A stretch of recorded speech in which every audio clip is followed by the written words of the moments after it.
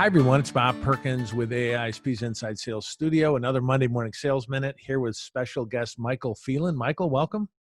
Yeah, nice to be on your show, Bob. Thank you for having me. Yeah, we did one a few months ago when it wasn't as crazy it is now. But Michael is the founder and principal of Go-to-Market Pros, and we've worked together in the past a little bit. He's going to share kind of some interesting information and tips around consistency in getting meetings, which we know all salespeople watching this, sales leaders watching this, that's a good thing. So Michael, all yours.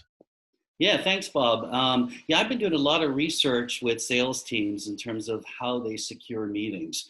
And the first thing I found out is it's really not driven by marketing or download leads. It's driven by the salespeople themselves. And what I found is the people that get the most meetings drive the most opportunities and get the most sales. So it's fascinating to kind of dig in and figure out how they're getting meetings and how they're reaching out. And I've identified about 20 different ways that they do that, and companies do that. And I think what should happen is they should turn these ideas into programs and train them and enable them with technology. Do you have an example or a story or a company you worked with that did this and did it well? What did it look like? Yeah, so Rapid7 in Boston has a very interesting program that they call Calls for a Cause. And what they do is they enable their salespeople to reach out to customers around key events such as Veterans Day. So they reach out to veterans who are customers and prospects. They offer to make a small donation to their charity. And the customers and prospects who are veterans, really appreciate that. When they get on the phone with the reps, they talk about the fact that some of the senior management are in fact veterans themselves and have served. Yeah.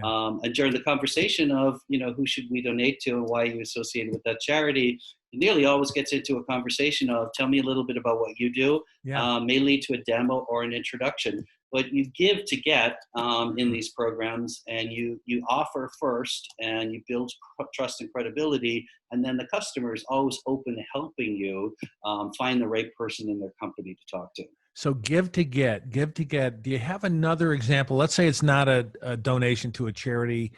Another example of a give to get, maybe around an article or a benchmark or something like that. Yeah. So another one I do is called magnet marketing. Prospects are more interested in how they compare to best-in-class peers than a vendor's case studies. So they're always interested in that because they walk into a board meeting and they get, how are we doing versus company X? And you need to have an answer to that. So they're fascinated by this concept of how they're doing versus, and if you can show that to them in a way of, hey, we've analyzed your site, we've analyzed your product, here's how it looks.